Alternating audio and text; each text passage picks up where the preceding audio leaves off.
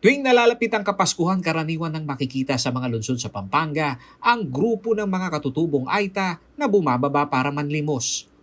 Pero kahit wala pang bare months, hindi bababa sa 8 pamilya ng mga katutubo mula sa bayan ng Porac ang naninirahan na sa isang covered court sa Barangay Kalulot, siyudad ng San Fernando.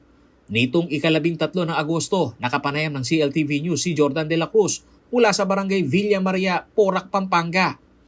Halos nahuli na raw siya sa lakad ng kanyang mga kasamahan dahil sa pag-aasikaso muna ng makakain ng mga maliit niyang anak na kasama rin sa maghapong lakaran. Habang inaabangan ang maidadagdag sa almusal ng nooy misis na nanlimos umano sa palengke. Sinong kasama mo rito? Mga anak ko, yan, Ilan yung anak mo? Tatlo po. Yung asawa mo, nasaan? Nandyan po sa palengke po. Sa palengke. O, naghingi sila ng gulay. Mga walwatang pamilya. 8 pamilya. O, Katwiran ni Jordan, napilitan silang bumaba ng wala sa panahon dahil sa epekto ng habagat na sumira sa kanilang mga pananim. mga kamuti, saging, kapaya, saka yung mga biga, Ano nangyari sa tanim nyo? na bagyuan po. Na ano yung bagyo. Wala kayong ititinda, gano'n. O, wala po. Walang face mask at face shield ang mga bata at kasamahan ni Jordan na nasa covered court. Sa mababang kamalayan sa nakahahawang COVID-19, maririnig sa kanilang pangangatwiran ang tila binabaliwalang banta sa kanilang kalusugan. Hindi ho ba kayo natatakot? Hindi po. Bakit? Kasi mga titibay nila eh. Matitibay kayo. O, Dito kaagad na dinulog ng CLTV News team sa tanggapan ng lokal na pamahalaan ng Porac ang sitwasyon ng mga katutubo. Ayon kay Taps Laksamana, Executive Assistant ng Office of the Mayor ng Porac, napaaga ang misyon ng pamamasko ng naturang mga katutubo na ang target pa umano ay tambayan ang mga malalaking mall sa siyudad ng San Fernando. Kinausap po namin what is the situation, bakit sila nandun, supposed to be during this pandemic, especially may executive order si Governor na very strict tayo ngayon, especially sa mga bata. So one of our major observation, yung safety protocols talaga, hindi nila nasusundan kasi nakakarating sila ng SM, Pampanga, para maglimos. Sinabi ni Laksamana na may direktang programa bukod sa agrikultura ang lokal na pamahalaan sa mga IPs gaya ng ecotourism. Ngunit dala ng pandemya na naglimita sa galaw ng mga turista ay naapektuhan din ito.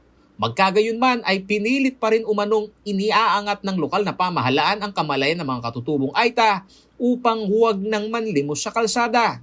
Hindi po namin kayang solusyonan nito, kailangan sama-sama tayo. And we will help to educate our IP brothers and sisters na itigil na yon.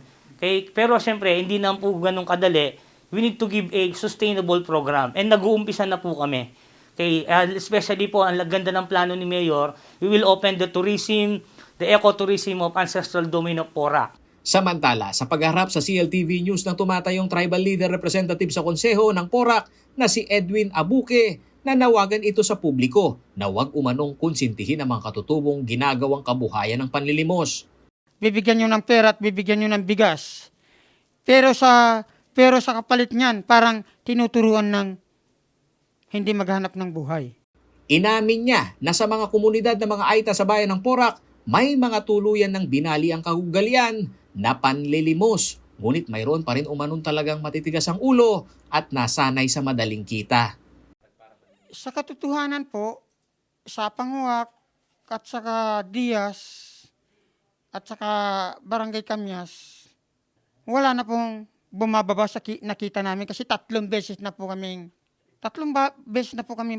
bumalik kasama ko pa nga si Ma'am Joan, kasama ko si Sir Taps.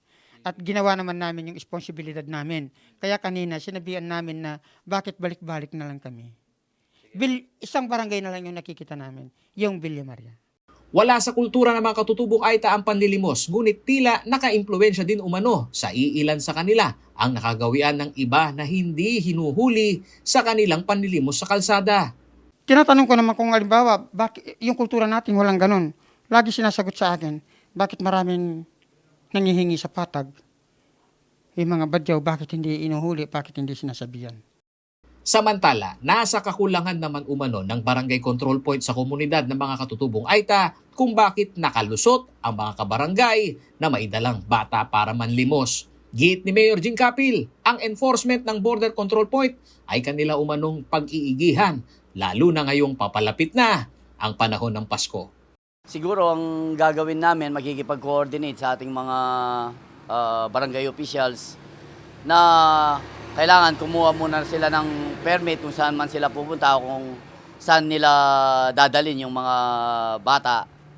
Yun nga, yung border control natin, lalo-lalo na itong pandemic, pwede po silang maawa at dalhin nila yung COVID sa kanilang lugar. Paolo G. Santos, CLTV News.